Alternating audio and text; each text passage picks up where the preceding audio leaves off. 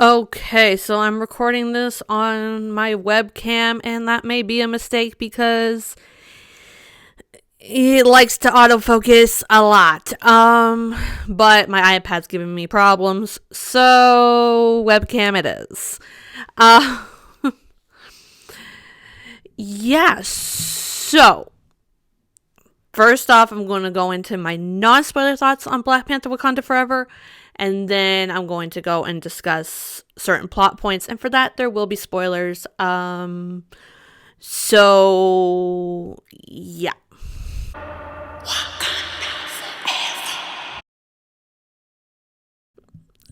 The leaders of Wakanda fight to protect their nation from intervening world powers who want their vibranium. Yep.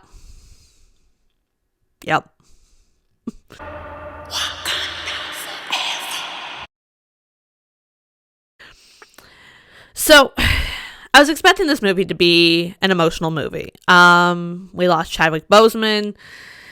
This movie was going to have to address that on some level. And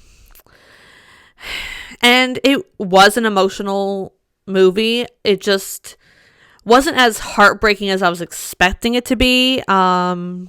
The beginning, absolutely heartbreaking. I was sobbing like a baby, all that. And then there were moments like throughout the movie where I was also getting emotional. Some moments were more emotional than others, but ultimately, like, it wasn't that much of an emotional movie. And I don't know whether it's because I was like building it up to be this like giant emotional like roller coaster, and ultimately it didn't get to that point. But it wasn't like too bad in terms of the emotional aspect to it. I think ultimately this movie is worth a watch at least once. I think it is a enjoyable enough movie. I don't think it's going to be top tier like favorite Marvel movies, but it's not the worst thing to happen to the Marvel Cinematic Universe. Yeah, so I would say it's worth a watch. Yeah. Now I'm going to be going into certain plot points, and so there will be spoilers. So if you have not seen Black Panther Wakanda Forever, go watch it, come back here, or risk being spoiled. You have been warned.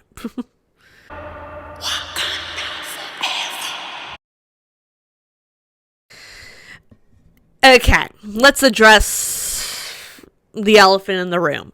How did this movie deal with the passing of Chadwick Boseman?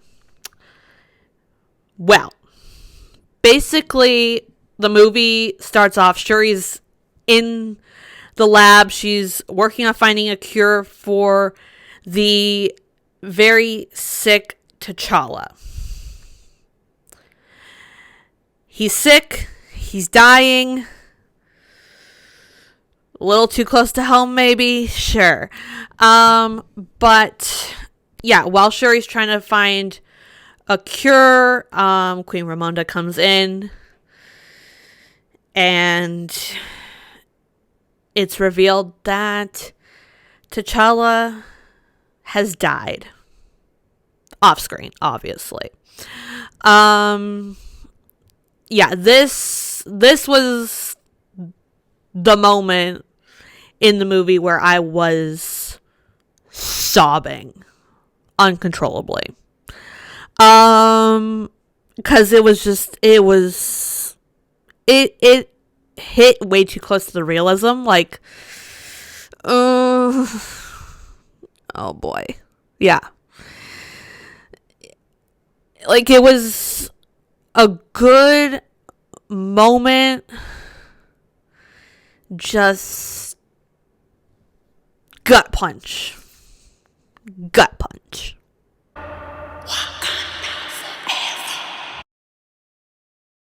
Now, Normally, I don't talk about the Marvel crawls because it's basically a compilation of all scenes from the Marvel Cinematic Universe. Well, we go and we get the Marvel Studios, blah, blah, blah, blah, blah. But I have to talk about this one because it was different in that it was all T'Challa. Like, it was Chadwick Boseman as T'Challa in different scenes, in different movies, in different moments, and it was just another way to honor him in this movie, and I absolutely loved it. I did. So, yeah, the Marvel crawl it's emotional for sure. But, yeah.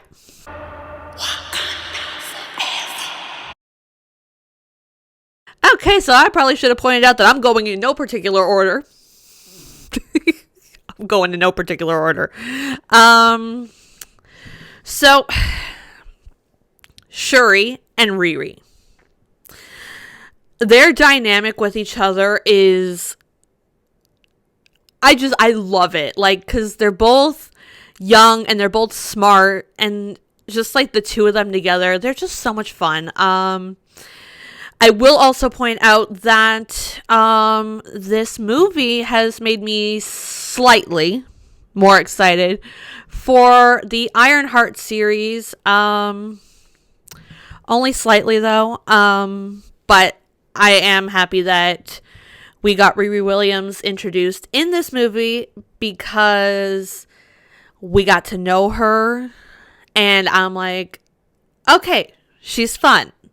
I can get on board with this Ironheart series that I was vehemently against when it was announced. So, yeah, slightly more excited for the Ironheart series. I love Shuri and Riri's dynamic, and I hope we get to see more of the two of them together. I'm sure we will, honestly, because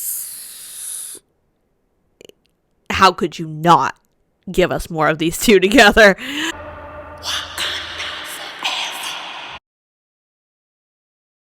All right, I gotta say, I was not expecting Contessa Valentina Allegra de Fontaine in this movie. Honestly, I wasn't. I shouldn't have been surprised that she was there. But, alas, she's here. We got more details on her. Not much more, but details. So, she's the director of the CIA. That seems suspicious. She's also the ex-wife of Everett Ross. And she wants the U.S. to have all the vibranium in the world. Yep. I mean, this is only going to end in disaster. Like, honestly. But, alas, we got more details on Contessa Valentina Allegra de Fontaine. I'm like, what was her name again? So, yeah, we're slowly building her story.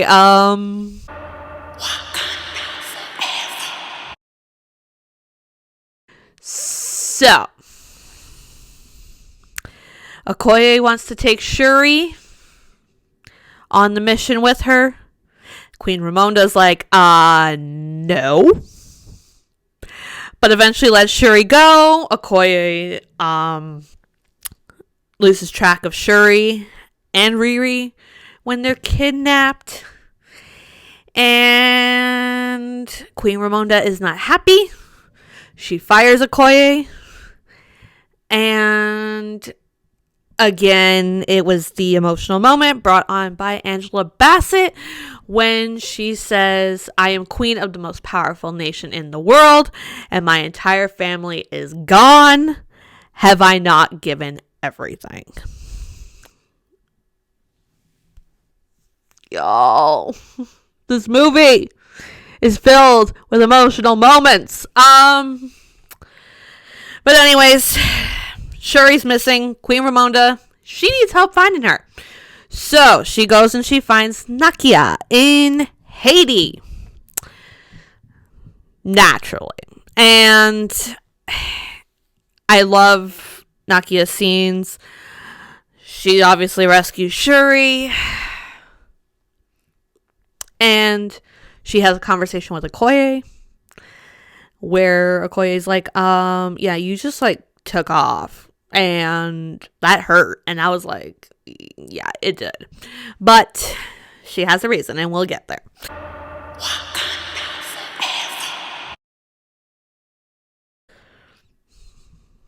Talocan.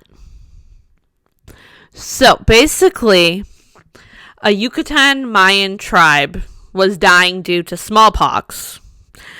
And to ultimately save themselves from death, they ate a vibranium enriched plant, which turned their skin blue and gave them gills.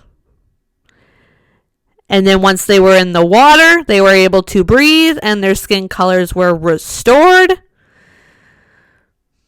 Yep.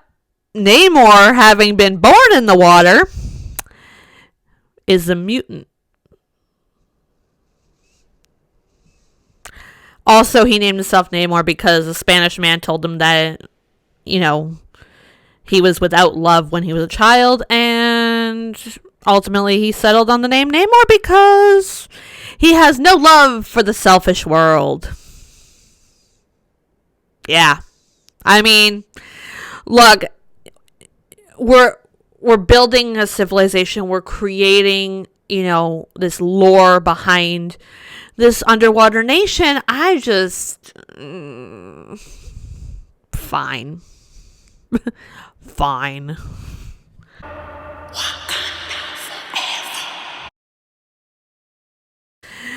Basically, when Nakia rescues Shuri, she kills Talokans. Namor is an angry dude, and he wages war on Wakanda. And then he basically drowns Queen Ramonda and Riri. Riri survives, obviously, because she's got a whole series coming up. But Queen Ramonda is gone. She dead. So now, Shuri has lost her brother and her mother within the span of a year. Not to mention she also lost her father several years ago during the Civil War. So Shuri is going through a lot, and honestly, my heart is breaking for her entirely. Like, basically, when M'Baku tells Shuri, the world has taken too much from you for you to still be considered a child, I was like, yeah, no kidding. Like, this girl has been through it. She's been through it, guys. And oh, poor thing, honestly. And then, like, when she tells him, like, I just buried the last person who truly knew me, I was like, Shuri. It's like, poor Shuri, honestly. But, like, she gotta move on because she's gotta fight.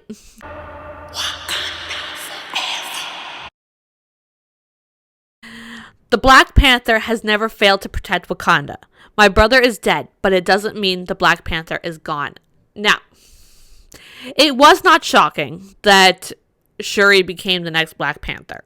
If anybody was going to become the next Black Panther, it was going to be Shuri. But she had to create the herb. And she managed to do it. And when she debuts as the Black Panther in the battle with Namor and the Talokans, it was amazing. I was like, yes, finally. I love the costume. Like, it's different enough from T'Challa's to be like Shuri's own costume, but there's like, hints of similarities to T'Challa's, so it's like the legacy is continuing almost, and I really like that. Another thing that I love about Shuri being the next Black Panther is that she wasn't this perfect fighter.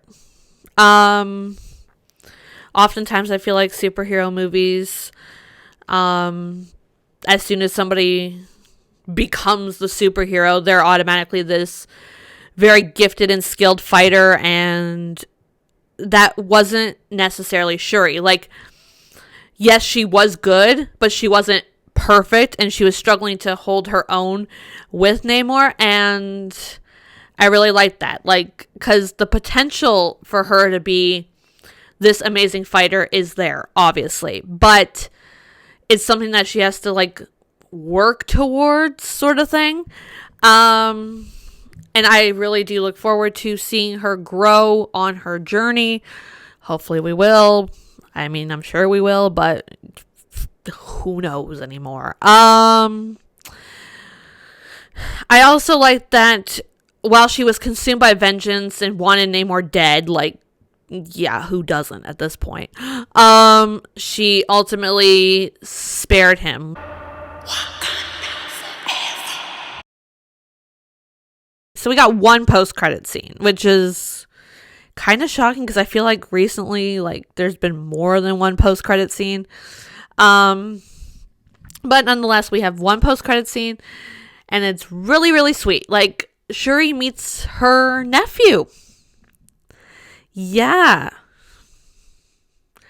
Nakia and T'Challa had a son, and we learned that T'Challa didn't want Nakia and his son at his funeral, that he was preparing them for the end.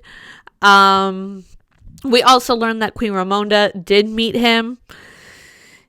I'm trying to remember now whether she met him at the beginning of the movie, like whether he was one of the kids. I feel like he was when she went to find Nakia in Haiti.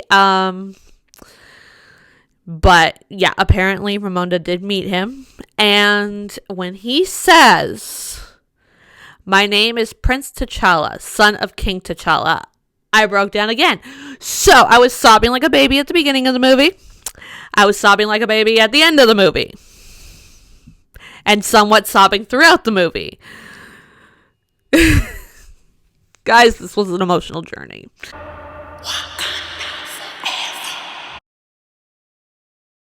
So, overall, I think that Black Panther Wakanda Forever was a pretty good movie. It had a lot of great action scenes, a lot of great character moments, a lot of emotion. I think it was one of the better Marvel Phase 4 projects. Like, when I look at the movies and the Disney Plus series, I'm like, this is definitely one of the better ones. But ultimately, like, I feel like in terms of the plot, it was almost, like, basic. Like, I kind of wish that there was a little bit more to the plot, but ultimately, it didn't take away from how enjoyable the movie was to watch. Yeah,